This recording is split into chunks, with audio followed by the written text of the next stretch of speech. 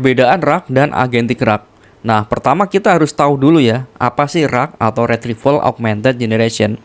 Jadi RAG ini adalah teknik di mana kita memberikan knowledge ya atau pengetahuan kepada AI supaya AI memahami apa yang kita butuhkan. Jadi misalnya saya memiliki toko buah gitu ya. Saya ingin melihat buah apa saja yang ada di dalam toko saya gitu ya.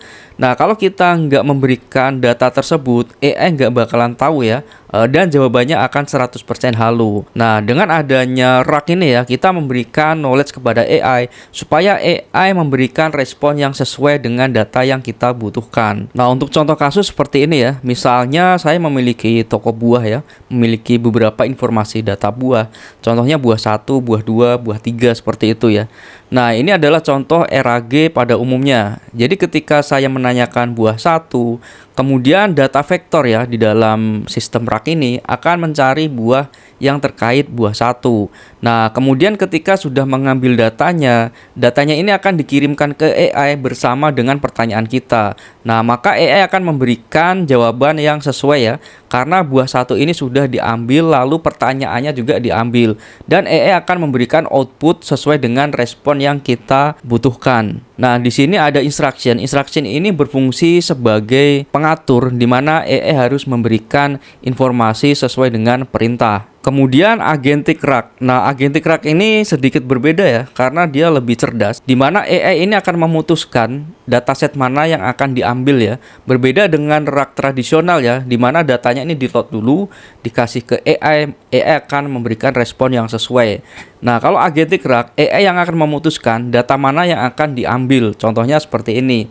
Misalnya saya menanyakan buah 1 gitu ya. AI ini akan berpikir, dia akan mencari tools, misalnya data buah gitu ya.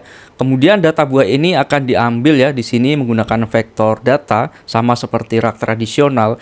Bedanya adalah AI yang akan memutuskan data mana atau dataset mana yang akan diambil sehingga hasilnya akan lebih optimal. Penggunaan token juga akan lebih optimal karena tidak semua data di-load seperti RAG tradisional ya, seperti itu. Selanjutnya misalnya ada contoh kasus seperti ini ya. Kita memiliki sistem chatbot di mana chatbot tersebut memiliki sistem navigasi menu ya dengan urutan angka. Jadi misalnya kita bertanya ya, maka pertama kali akan ditampilkan menu misalnya 1, 2, 3 ya. Di mana 1, 2, 3 ini mewakili nama-nama buah. Nah, ketika kita ngetik angka 1 ya, AI akan memutuskan di sini buah 1 ya. Buah 1 akan dipanggil ke vektor data untuk menampilkan data buah 1. Kalau kita menggunakan RAG tradisional ya, ketika kita ngetik angka 1 ya datanya nggak bakal ketemu ya, karena di sini adanya buah 1, buah 2 dan buah 3.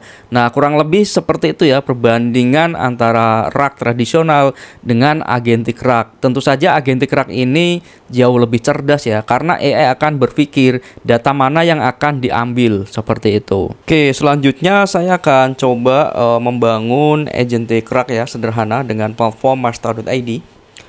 Pertama saya akan masuk ke dalam dashboard. Oke, di sini kita masuk ke agent AI ya. Kemudian kita buat misalnya untuk toko buah gitu ya.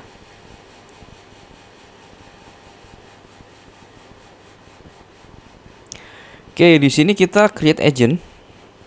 Kemudian kita lakukan konfigurasi terlebih dahulu ya. Untuk modelnya ini misalnya 4.1 ya, GPT. Kemudian di sini yang paling penting ya, kita enable session summarization ya.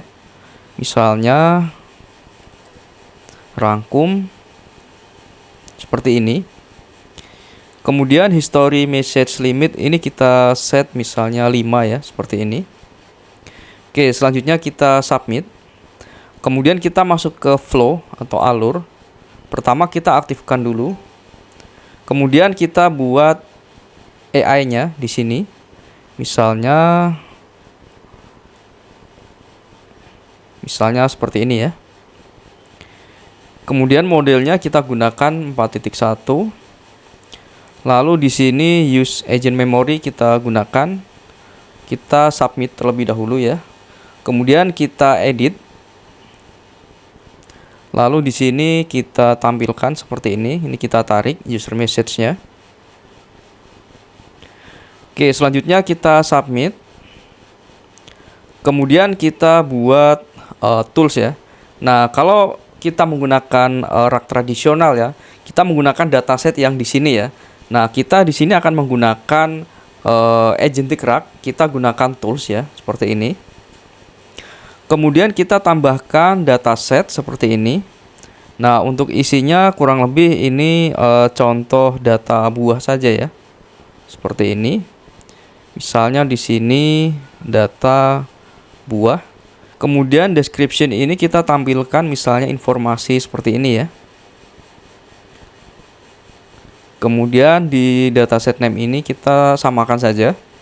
Selanjutnya kita save. Oke, selanjutnya kita akan buat sistem navigasi menunya ya. Kita tambahkan dataset, tapi di sini tipenya adalah instruction. Di sini misalnya menu seperti ini ya. Kurang lebih datanya seperti ini. Intinya di sini ada 3 pilihan buah ya, jeruk, mangga, jambu, seperti itu. Jadi ketika misalnya user menginputkan nomor 1 ya, nah, ini akan memanggil tools yaitu dataset buah seperti itu. Nah, kalau kita menggunakan tradisional rak ya, misalnya kita ketik angka 1 ya. Nah, ini nggak bakalan tampil datanya karena nggak ada relasinya ya angka 1 dengan jeruk seperti itu. Oke, kita simpan. Oke, selanjutnya kita coba tanya ya. Misalnya halo. Selanjutnya kita coba isi acak ya, misalnya angka 2. Oke, di sini harga mangga adalah 60.000 ya. Kita bisa pastikan 60.000. Oke, selanjutnya kita coba masukkan angka yang lain. Misalnya angka 3 ya, buah jambu. Oke, di sini jambu adalah 30.000 ya. Kita coba cek lagi. Oke, di sini jambu adalah 30.000. Jadi kurang lebih seperti itu ya implementasi agentic rak ya. Contohnya menggunakan platform Masta.id.